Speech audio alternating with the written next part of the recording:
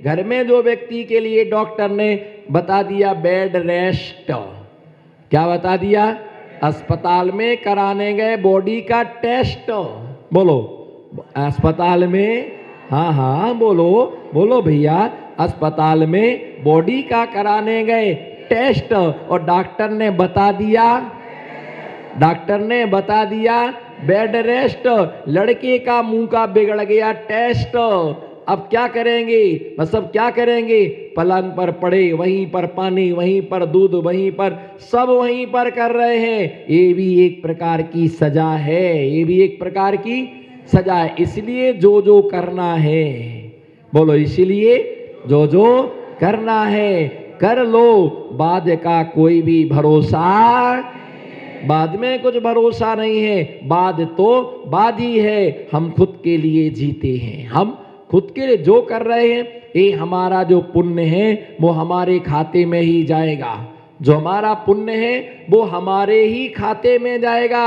हमारा पुण्य तुम्हारे खाते में नहीं जाएगा। तुम कहीं भी चले जाओ श्रेयांश भैया, हमारा पुण्य हमारे खाते में जाएगा।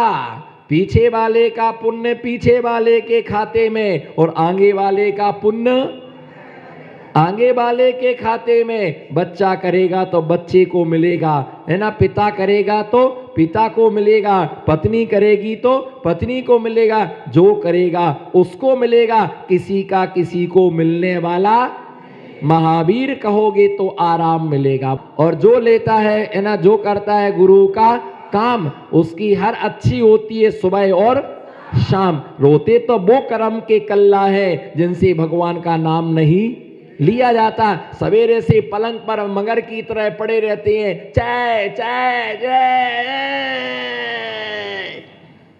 अकड़ जाओ अकड़ जाओ अकड़ जाओ। सवेरे से उठते ही चाय चाय चाय चाय, भगवान का नाम नहीं लिया जाता है। भगवान महावीर स्वामी की बोलना, कर्म का कल्ला, भगवान महावीर स्वामी की जय। सवेरे से उठते चाय चाय चाय चाय, उसी पर ऐसे पड़ाते रहेंगे जैसे मंगर पड़ा हो। देखना आप कभी उठते आदमी की हालत, कभी आपने तो देखा नहीं होगा खुद को उठते। आप खुद को उठते कैसे देख सकते हो? क्योंकि आंखों में इतना कीचड़ जमा रहता है, इतना कीचड़ जमा रहता है, ऐसा ऐसा करते रहते, उठ रहे अभी 2 मिनट की, ऐसी स्थिति होती है लोगों की, पता ही नहीं रहता उठते हम कैसे हैं। बस यही ध्यान रख के चलना, जो लेता है सुबह से भगवान का नाम और गुरु का करता है काम, उसकी हर सुबह और शाम अच्छी होती है। हर सुबह और शाम लेते रहो भगवान का, लेते रहो भगवान का नाम। तीर्थंकर प्रगति का बंद है ना, आचार्य भक्ति, बहुश्रुत भक्ति, उपाध्याय परमेश्वरी की भक्ति करने से भी तीर्थंकर जैसी महान प्रगति का क्या होता है? तीर्थंकर जैसी महान प्रगति का बंद होता है। और उसके अलावा ये ध्यान रख के चलना, प्रवचन भक्ति। कौन सी भक्ति है ना? प्रवचन जो भक्ति है, उस प्रवचन भक्ति से भी तीर्थंकर जैसी महान प्रगति का क्या होता है? तीर्थंकर जैसी महान प्रगति का बंद होता है। प्रवचन भी भक्ति है। प्रवचन भक्ति कैसे? अरे हमने तो आज तक नहीं सुना, है ना? सिद्ध भक्ति, श्रुत भक्ति, चारित्र भक्ति, पंचमा गुरु भक्ति, शांति भक्ति, ये सारी भक्तियों के हमने नाम सुने हैं, लेकिन हमने आज तक प्रवचन भक्ति नहीं सुनी। अरे प्रवचन भी एक क्या है? भक्ति है। बोलो प्रवचन भी एक भक्ति है। प्रवचन सुनने का भाव होना, प्रवचन सुनने का हमारे अंदर आत्मा का परिणाम होना कि हे भगवान, हमारे लिए निरंतर, हमारे लिए प्रवचन सुनने का मौका हमारे लिए प्राप्त हो, निरंतर हमारे लिए प्रवचन सुनने का हमारे लिए मौका प्राप्त हो। कब कब कहाँ प्रवचन सुनने को मिलता है, ये बात ध्यान में रख के चलो। प्रवचन सुनने का सौभाग्य सिर्फ आर्य खंड के लोगों को मिलता है। किसके लिए? आर्यखंड मिलेच्छ खंड के लोगों को प्रवचन सुनने का सौभाग्य नहीं मिलता है, कारण वहां पर दिगंबर महामुनिराज नहीं होते हैं। दिगंबर मुनिराज नहीं होते हैं, वहां पर कोई विद्वान नहीं होते हैं। नरक में भी उपदेश होता है, सुनो ध्यान से, नरक में भी उपदेश होता है, मध्यलोक में भी उपदेश होता है और स्वर्गों में भी उपदेश होता है। अरे ये तो पहली बार सुन रहे हम, बोलो ये तो हम, आश्चर्य आश्चर्य, ये तो हम पहली बार सुन रहे हैं। नरक में भी धर्मोपदेश, हाँ नरक में भी धर्मोपदेश होता है पहली बार।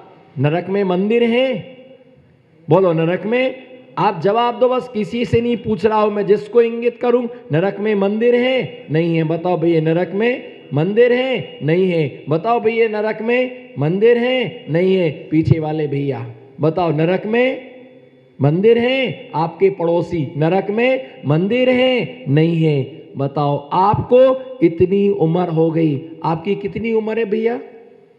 पीछे लास्ट में बोलो, नहीं आपके पड़ोसी, हाँ बोलो भैया, है 38 साल के, हम 36 मूल गुण पालते हैं भैया। ये अब आप बताइए, इनको ये नहीं मालूम है कि नरक में मंदिर है या नहीं है? बिल्कुल सही है, इनने कभी सुना ही नहीं होगा कि नरक में कहीं मंदिर है। क्या पागल हो गए क्या? महाराज जी की बुद्धि खराब लग रही है, उपास से इसलिए मति खराब हो गई। नरक में मंदिर है, इनको ये नहीं मालूम। अरे भैया नरक में भी जिनालय है, नरक में भी जिनालय है। 7,72,00,000, याद करो भैया, 7 करोड़ कोई बहुत बड़ी राशि नहीं है। 7,72,00,000 जिनालय, जिन मंदिर नरक में है। कितने? कोई बस लेके जाएगा तो आप जाएंगे क्या?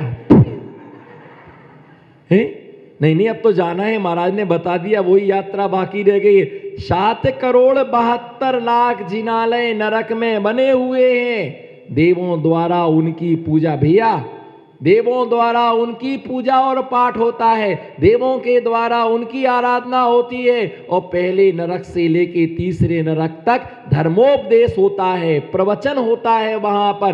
कौन सुनता होगा? कौन सुनता होगा? ये बिल्कुल सच है, कौन सुनता होगा? भैया यहाँ प्रवचन नहीं सुना, इसीलिए तो नरक में जाना पड़ा, है ना। अब एक क्वेश्चन उठता है कि नरक में 7,72,00,000 जिनालय हैं, तो नारकी आते होंगे? नहीं भैया, पहले नरक के 3 पार्ट्स हैं। पहले दूसरे खर भाग और पंख भाग में जिनालय हैं, और अव्वल बहु भाग में नारकी रहते हैं। और पहले दूसरे तीसरे नरक में धर्मोपदेश होता है। कोई मित्र बना के रखना, किसी को गुरु बना के रखना, नहीं नहीं हमारे तो सब गुरु हैं, वे एक भी काम में नहीं आएंगे। गुरु क्या होता है?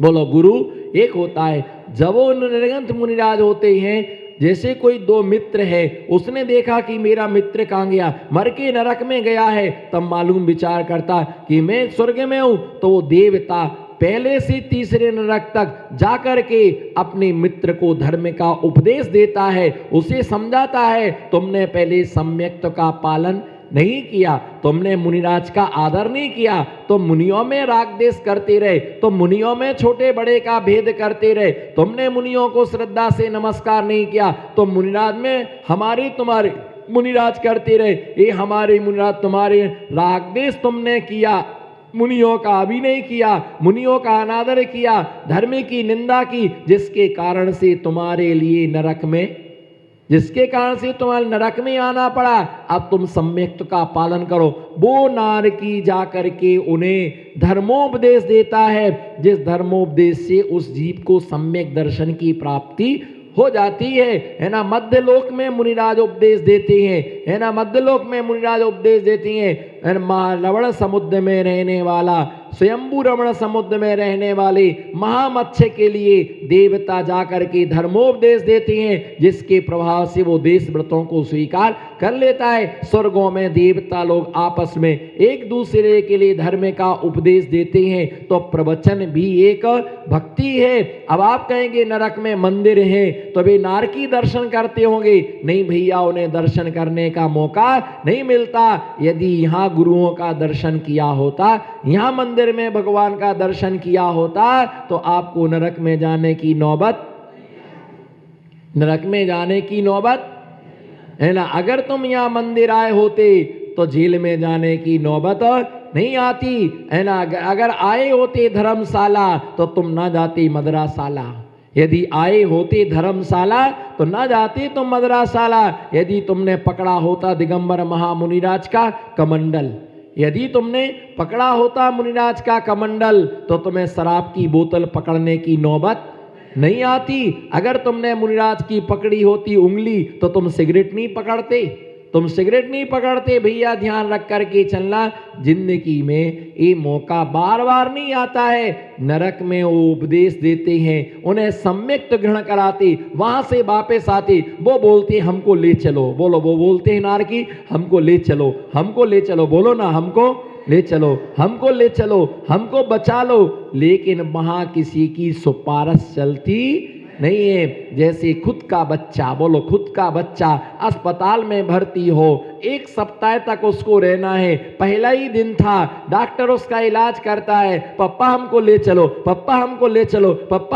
चलो। बेटा ले चलेंगे, है ना बेटा ले चलेंगे, अभी समय पूरा, तो बोलो ना फिर अभी समय पूरा नहीं हुआ है, ले चलेंगे बेटा। वो रोज रोता, पापा ले चलो, हमको नहीं रहना अस्पताल में, अच्छा नहीं लगता है यहाँ पर। बोलो यहाँ पर अच्छा नहीं लगता है, डॉक्टर का इंजेक्शन लगता है, दवाइयाँ कड़वी लेना पड़ती है, यहाँ पर जी घबरा रहा है, बेटा रहना पड़ता है। बोलो बेटा रहना पड़ता है। 7 दिन के बाद बाहर निकलता, कोई देव जाता है, वो नारकी पकड़ लेते हैं, हमको ले चलो। जब सीता जी का जीव गया और नारकियों को संबोधन दिया, बहुत सारी नारकियों ने पैर पकड़ लिए, सीता जी का जीव सीमा तक आया और पारे की तरह नीचे वो टपक करके नीचे गिर गए। वो हमने धर्म में रुचि नहीं रखी, प्रवचन सुनने के लिए हमारे पास वक्त नहीं रहा, बस घर गृहस्थी के काम, दिन भर आरंभ हो, दिन भर सारंभ हो, दिन भर कपड़े धोना, दिन भर पानी बगड़ाना, दिन भर झाड़ू पोंछा करना।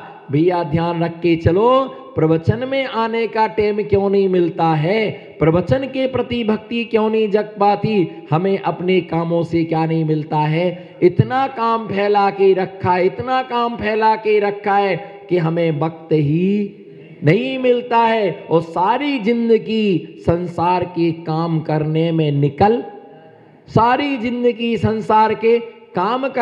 निकल जाती है। प्रवचन में चलना है, इच्छा बहुत है, लेकिन प्रवचन सुनने के लिए नहीं आ पाते हैं। भगवान का दर्शन किया और दर्शन करके निकल जाते हैं, लेकिन जब तक नहीं सुनोगे मुनियों के वचन, तब तक तुम्हारा कल्याण होने वाला सम्यक दर्शन मैंने के बिना, उपदेश के बिना सम्यक दर्शन नहीं होता। मैं पद्म पुराण ग्रंथ में विभीषण का पूर्व भाव पढ़ रहा था। किसका? मैं पद्म पुराण में विभीषण का पूर्व भाव पढ़ रहा था। वो भरत क्षेत्र में कृष्ण मृग था, वो हिरण था, काले वर्ण का वो हिरण था। 3 मुनिराज जंगल में बैठ करके स्वाध्याय कर रहे थे, और तीनों मुनिराजों का स्वाध्याय चल रहा था।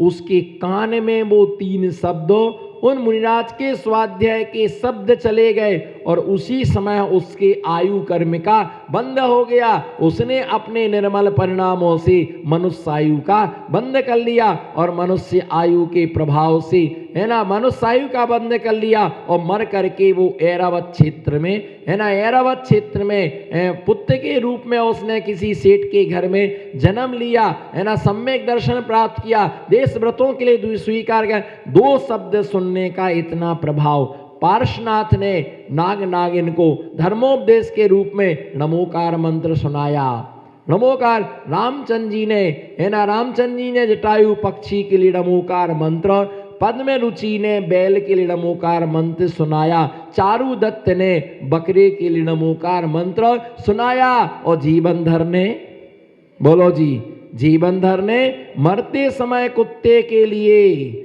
मरते समय कुत्ते के लिए धर्मोपदेश के रूप में नमोकार महामंत्र सुनाया। धर्मोपदेश का इतना प्रभाव, बोलो धर्मोपदेश का, धर्मोपदेश का इतना प्रभाव है, इतना प्रभाव है, इतना प्रभाव है।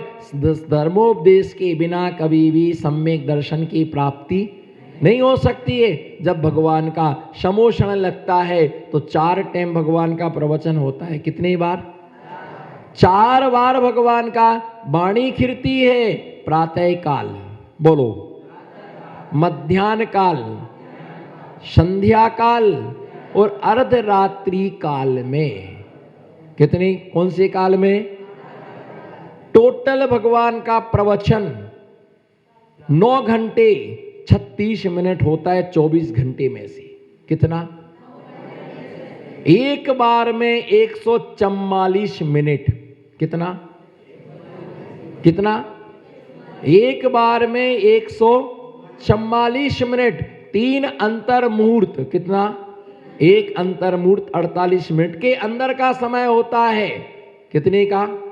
तो 48 दूनी 96 और 48 न 100 और 44, 144 मिनट, 2 घंटे 24 मिनट। कितना? 2 घंटे 24 मिनट। बाप रे बाप, कौन सुनता होगा? कौन सुनता होगा? आप जैसे श्रावक, आप जैसे, जिसे सुनने की रुचि है। बोलो, जिसे, ऐसा करो, जिसे सुनने की रुचि है वो सही समय पर पहुंच जाते। बोलो, जिसे, हमारे तरफ देखो, आई कांटेक्ट। जिसे सुनने की रुचि है वो सही समय पर आकर के बैठ जाते हैं। जिनके लिए अजीर्ण हो गया है ज्ञान का, क्या हो गया है? अजीर्ण हो गया है। चलेंगे, अभी महाराज को आने तो दो, तब तक एक माला और सटका लो। मंदिर में सब पूजा पाठ हो गया है, सब हो गया है, फिर भी बैठे रहेंगे, बैठे रहेंगे, बैठे रहेंगे, बैठे रहेंगे, बैठे रहेंगे वहां पर, और कोई मतलब नहीं। भैया, ये प्रवचन के प्रति आज गुरु के वचन नहीं, जो गुरु के वचन नहीं सुनता है उसे दुर्वचन सुनना पड़ते हैं। जो वचन नहीं सुनते हैं उनके लिए दुर्वचन सुनना पड़ते हैं। 9 घंटे 36 मिनट एक बार में भगवान की वाणी खिरती है। कितनी? 9 घंटे 36 मिनट। कौन सुनता होगा? समोषण में ऐसी महिमा है, ऐसी महिमा है समोषण की, वहां कमर नहीं दुखती, वहां हाथ नहीं दुखती, वहां गर्दन नहीं दुखती, वहां रीढ़ की हड्डी में तकलीफ नहीं होती, वहां घुटने में दर्द नहीं होता है। आनंद के साथ वो रसपान, आनंद के साथ वो। अब महिलाएं की इतनी देर तक कौन बैठेगा? महाराज जी प्रवचन थोड़ा सा कम किया करो। एक ने तो मुझे इतना अच्छा समझाया, इतना अच्छा समझाया। बोले महाराज जी स्कूल में पीरियड 45 मिनट का लगता है और आपका तो डबल हो जाता है पीरियड। एक कमर दुखने लगती बैठे बैठे, क्या करें? थोड़ा सा इतना झेल नहीं पाते हैं, बहुत हो जाता है। ये क्या झेल नहीं पाता है, बहुत हो जाता है। अभी महिला संगीत में बिठाल दो तो पूरी रात निकल जाए।